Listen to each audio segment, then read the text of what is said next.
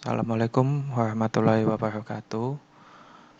Saya Eka Satria Buana dan teman saya Amirul Haq Nur Al-Safa akan menjelaskan tentang proses pembuatan gula dan tugas khusus kami di BG Krebet Baru 1. Yang pertama-tama untuk proses pada stasiun gilingan. Jadi untuk awalnya tebu akan masuk ke can carrier. Di can carrier ini akan dibawa ke can cutter untuk dipotong-potong. Kemudian akan dihaluskan di alat yang namanya unigrator. Kemudian setelah halus akan masuk ke gilingan 1. Dari gilingan 1 ini didapatkan 2 keluaran, yaitu nira mentah sama ampas. Kemudian ampas ini akan digiling lagi ke gilingan 2 dan akan menghasilkan nira mentah lagi dan ampas. Untuk nira dari gilingan 2 dan gilingan 1 akan langsung dimasukkan ke bak penampung 1. Kemudian ampas dari gilingan 2 tadi akan ditambahkan dengan air imbibisi. Air imbibisi dengan suhu sekitar 70 derajat Celcius. Kemudian akan dimasukkan ke gilingan ketiga. Untuk nira di gilingan ketiga akan masuk ke bak penampung kedua. Kemudian untuk ampasnya akan digiling terus ke gilingan 4. Sama akan juga ditambahkan dengan air imbibisi. Dari gilingan keempat akan menghasilkan nira lagi dan dimasukkan ke gilingan 5. Dan niranya akan dimasukkan ke bak penampung kedua. Dari gilingan kelima nanti ampasnya akan dibuat untuk bahan bakar boilernya. Jadi pada saat proses terjadi, untuk bahan bakar boiler atau kettle uapnya di sana memakai dari ampas gilingan tebu. Tetapi untuk startupnya di sana memakai kayu bakar biasa. Kemudian untuk niranya akan masuk ke bak penampung kedua. Di bak penampung kedua itu nanti niranya sudah bercampur dengan air imbibisi, jadi nira imbibisi nanti digiling lagi ke gilingan kedua. Begitu sampai niranya bersih. Dari bak penampung 1 akan masuk ke DSM screen. Di DSM screen nanti masih ada ampasnya, itu akan dialirkan ke gilingan ketiga. Untuk nira mentahnya akan masuk ke peti timbang, kemudian ke bolonya. Kemudian proses selanjutnya pada stasiun pemurnian. Di stasiun pemurnian ini dimulai dari bolonya tadi atau peti nira timbangannya. Itu nira mentah akan dimasukkan ke juice heater untuk dipanaskan hingga suhu 70 sampai 75 derajat Celcius. Di juice heater akan dimasukkan oleh uap panas. Kemudian nira mentah dimasukkan ke defecator dan ditambahkan susu. Ditambahkan susu ini agar menaikkan pH yang awalnya nira tersebut bersifat asam, pH-nya akan dinaikkan untuk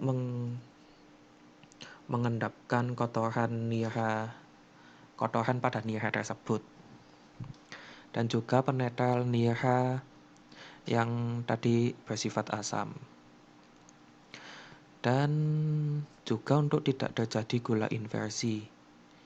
Kemudian setelah nira tersebut ditambahkan susu kapur di defecator akan dialirkan ke sulfur tower. Di sulfur tower ini ditambahkan SO2. Untuk pH-nya niranya harus sekitar 7 sampai 7,2. Fungsi penambahan SO2 ini untuk menetralkan kembali setelah ada penambahan susu kapur yang berlebih tadi. Kemudian setelah pH-nya dinetralkan kembali hingga 7 atau 7,2, dimasukkan ke juice heater, dipanaskan sampai 100 atau 105 derajat Celcius. Kemudian nira tersebut dimasukkan ke flash tank. Dari flash tank akan masuk ke door clarifier. Di door clarifier ini bisa dipisahkan lagi menjadi nira jernih dan nira kotor.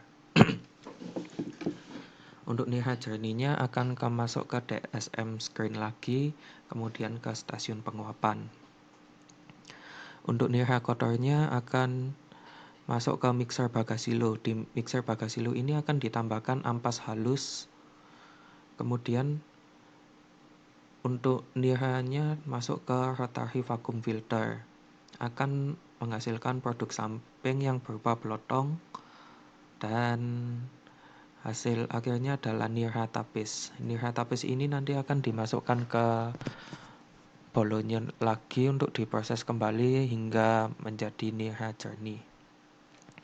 Untuk stasiun penguapan akan dijelaskan teman saya beserta tugas khususnya. Assalamualaikum warahmatullahi wabarakatuh. Di sini saya Amir Al-Haq Nur Al-Safa akan menjelaskan tentang proses pada stasiun penguapan beserta tugas khusus kami selama prakerin di PG Krebet Baru 1.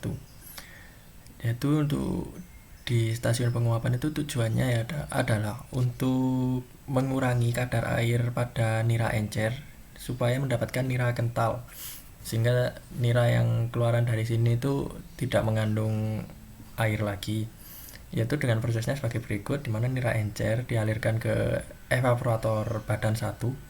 Di sini untuk evaporator dipanaskan menggunakan uap panas, yaitu uap afblas atau uap bekas yang berasal dari turbin, dari stasiun gilingan, dari listrik, kettle, dan kebakaran dari kayu yang dicacah.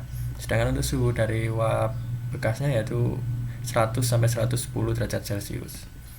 Dimana untuk keluaran dari evaporator 1 yaitu ada keluaran atas yaitu uap nira ini, atau yang bisa dikenal sebagai uap building, yang akan digunakan sebagai uap panas untuk badan evaporator selanjutnya beserta air yang akan ditampung ke tangki kondensat. Dan terus seperti ini sampai dengan evaporator badan 5, karena pada PG Krebet Baru 1 itu menggunakan formasi quintuple, yaitu 5 evaporator. Sehingga dari evaporator 2 lanjut ke evaporator 3, nira encernya kemudian dilanjutkan ke evaporator 4, evaporator 5. Dan kemudian untuk uap buildingnya juga terus seperti itu, dimana dari evaporator sebelumnya digunakan sebagai pemanas evaporator selanjutnya. Dan keluaran airnya juga ditampung di tangki kondensat. Dimana untuk air yang dikondensat ini, apabila air tersebut tidak mengandung gula, akan dilanjutkan ke boiler sebagai bahan panas boiler. Kemudian apabila air tersebut mengandung gula atau air bergula, itu akan dilanjutkan kembali ke proses agar mendapatkan nira yang semaksimal mungkin sehingga tidak ada yang terbuang.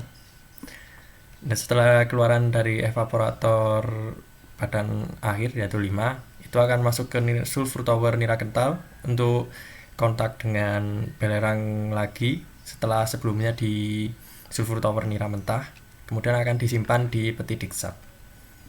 Kurang lebih seperti itu untuk proses penguapan. Selanjutnya yaitu mengenai tugas khusus kami. Yaitu tugas khusus kami adalah menggambar proses laju alir uap serta laju alir nira pada stasiun penguapan. Ya, ini untuk laju alir uap bleeding serta uap bekas. Jadi ini untuk tampak dari atas, di mana evaporator 1 di sini, kemudian 2, 3, 4 di sini, kemudian 5 kembali lagi ke sini. dan 6 dan 7 di sini. Kan di PG Krebet menggunakan quintuple yaitu 5 evaporator. Lalu kenapa kok ada 7? Di sini ada 7 itu untuk di badan awal. Badan awal yaitu badan awal ini bisa evaporator nomor 1, 2 dan 3, dan itu badan awal diparalelkan supaya menghasilkan uap building yang dapat mencukupi untuk kebutuhan selanjutnya, bisa kebutuhan di pan masak, bisa kebutuhan untuk juice heater yaitu di sini. Beserta apabila ada salah satu evaporator, badan evaporator yang tidak digunakan itu untuk dilakukan pembersihan atau scrub untuk membersihkan kerak-keraknya. Oleh karena itu di sini menggunakan 5 evaporator. Nah, untuk menjelaskan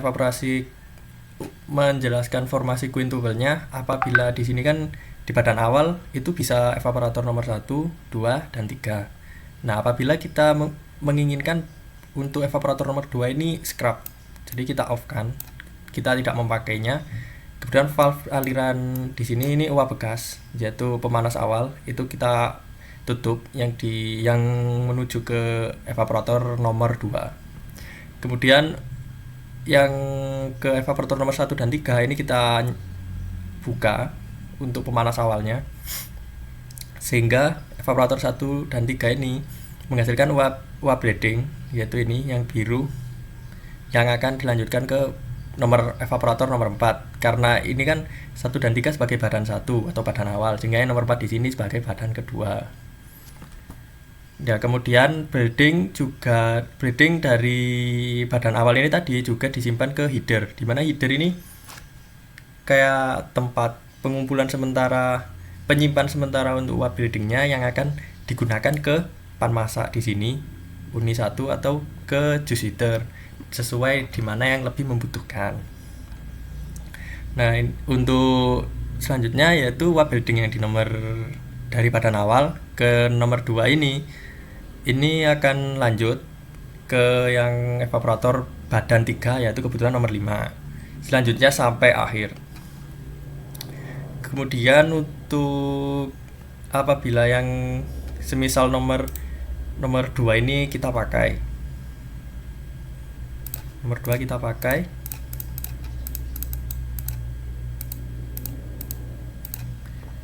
Kemudian yang kita off kan semisal nomor 7. Jadi ini tetap nyala, tetap dibuka. Akan tetapi yang uap afblas di sini untuk yang nomor 3 itu ditutup. Karena sebagai badan awalnya itu nomor 1 dan 2, sehingga yang kita paralelkan itu nomor 1 dan 2. Nah, selanjutnya keluaran building dari nomor 1 dan 2 ini akan dialirkan ke evaporator nomor 3 sebagai badan kedua. Selanjutnya terus seperti itu. Kemudian untuk yang di sini, karena yang misalkan ini nomor 7 nggak kepake, lagi sedang proses scrub atau pembersihan, maka valve di sini ini ditutup. Sehingga nanti kan ini 1, badan awalnya ini kan paralel 1. Kemudian 2, 3, 4, 5. Sehingga dari keluaran 6 ini bisa langsung ke subvenger. Seperti itu. Ya, untuk selanjutnya yaitu tugas khusus kami yaitu jalur nira, jalur alir niranya itu dari sini. Setiap evaporator memiliki 3 valve. Jadi evaporator 1, 2, 3, 4, 5, 6 dan 7. Nah, setiap evaporator itu memiliki 3 valve, di mana 1, 2 ini sama ini sebagai in-out, yaitu in-nya yang ini, out-nya yang ini. Nah, 1 ini sebagai bypass. Apabila nggak dipakai, maka yang ini dibuka. Prinsipnya untuk yang nira, apabila in-out ini buka, maka bypassnya ditutup. Begitupun sebaliknya, apabila in-out-nya ditutup, maka bypassnya dibuka. Dimana untuk apabila di sini evaporator nomor 1 ini nggak dipakai, berarti in-out-nya kita tutup, bypass-nya dibuka, sehingga laju alir nira langsung ke evaporator nomor 2, seperti itu. Seperti itu sama kayak yang lain ya. Di sini kalau misalnya nomor 3 nggak dipakai, nomor 3 dipakai, maka bypass-nya ini ditutup supaya laju alir nira dari nomor 2 ini, kan ini tadi di sini, kemudian langsung masuk lewat sini, kemudian keluar di sini outnya. Nah, bypass di sini ditutup karena kan kita pakai nomor 2 sehingga bypass ditutup. Out keluaran dari evaporator 2 akan masuk ke evaporator 3. Oleh karena itu bypassnya ditutup. Kemudian dari evaporator 3 akan ke evaporator 4. Kan ini tadi nomor 1 nggak dipakai. Jadi kan 2 sama 3 kan paralel sebagai badan awal. Kemudian badan 2-nya yaitu nomor 4, 3, yang badan 3 nomor 5, badan 4 nomor 6, sehingga badan 5 nomor 7. Nah, ini valve di sini sebagai bypass. Ini baru sehingga terdapat 2 valve di sini. Jalan baru di sini. Nah, bypassnya di sini ini kita tutup, dan yang ini kita buka supaya dapat mengalir ke yang evaporator nomor 4. Ini untuk in-nya kita buka, kemudian di out juga kita buka. Kemudian lanjut ke 5. Nah, ini sebagai bypass kita tutup. Ini in-nya dan ini out. Kemudian di 6 juga seperti itu, untuk bypassnya kita tutup. Karena kan kita menggunakan, maksudnya nomor 6 ini dipakai, jadi bypassnya ditutup. Yaitu in, out. Kemudian untuk yang di 7, ya ini masuk lewat 7 baru keluar di sini. Untuk selanjutnya ini ke sulfur tower nira kental terlebih dahulu untuk kontak dengan belerang, serta kemudian langsung disimpan di peti diksap. Nah, kemudian untuk tugas khusus kami yaitu ada apa sih fungsi penambahan pada vakum. Nah, vakum di stasiun penguapan itu hanya dipasang, hanya ada di badan akhir, yaitu hanya di badan nomor 4 atau nomor 5.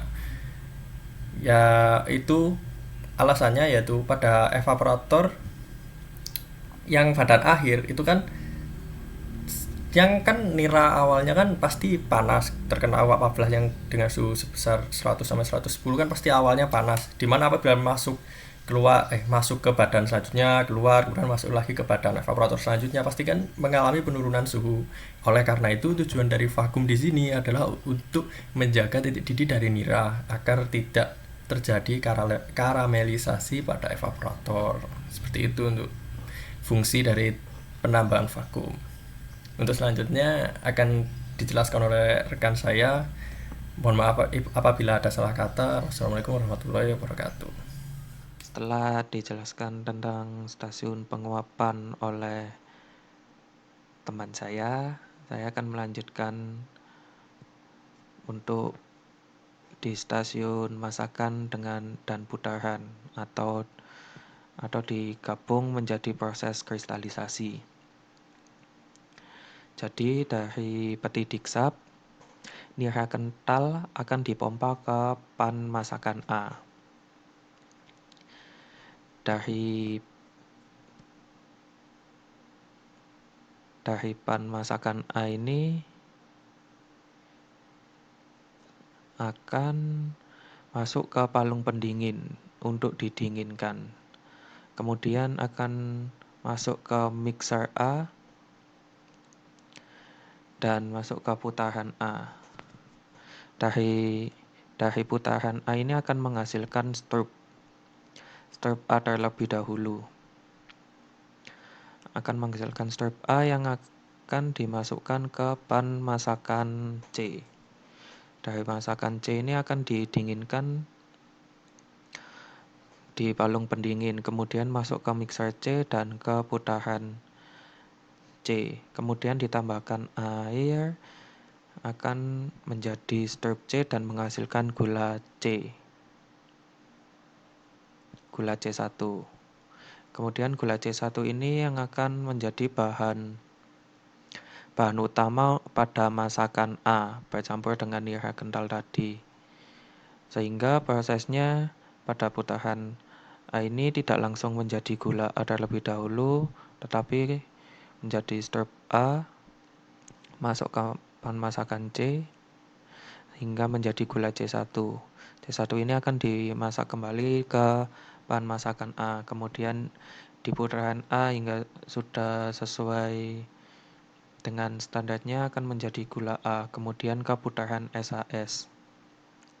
Di putaran SHS ini juga akan menghasilkan produk samping yaitu klare 1. dan hasil akhirnya adalah gula SHS, kemudian akan masuk ke stasiun penyelesaian. Untuk yang masih belum baik, kualitasnya akan dilanjutkan ke panmasakan D. Panmasakan D kemudian didinginkan ke palung pendingin, masuk ke mixer D, kemudian ke putaran D1 ada produk sampingnya yaitu tetes dan menghasilkan gula D1. Kemudian masuk ke putaran D2. Di putaran D2 ini akan menghasilkan gula D2 dan menghasilkan clara 3. Dan juga nanti akan dimasak kembali ke masakan C sampai menghasilkan gula C1 dan menjadi bahan untuk panmasakan A sampai menjadi gula A yang terbaik dan masuk ke putaran SHS dan menjadi gula SHS. Kemudian dalam stasiun penyelesaian tadi, gula SHS akan masuk ke talang goyang. Di dalam talang goyang ini keadaan gula masih lembab, masih tercampur dengan air sehingga harus dimasukkan ke sugar dryer. Di sugar dryer ini akan dipanaskan, kemudian akan dipilah menggunakan hammer screen.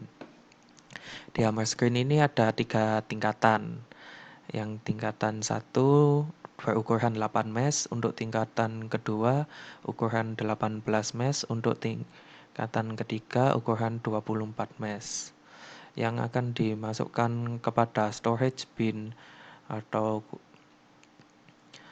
hampir pengemasan adalah yang ukuran tingkatan kedua yaitu 8 mesh.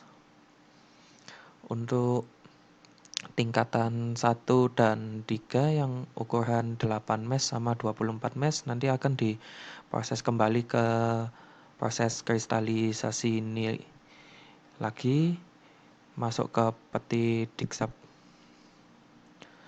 lagi agar diproses sampai menghasilkan ukuran mesh yang telah disepakati atau spesifikasinya dari sana, yaitu tingkatan kedua 18 mesh, kemudian ke storage bin, kemudian ke pengemasan, kemudian penyimpanan dan didistribusikan. Sekian penjelasan proses dan tugas khusus dari kami. Apabila ada salah kata, mohon maaf. Assalamualaikum warahmatullahi wabarakatuh.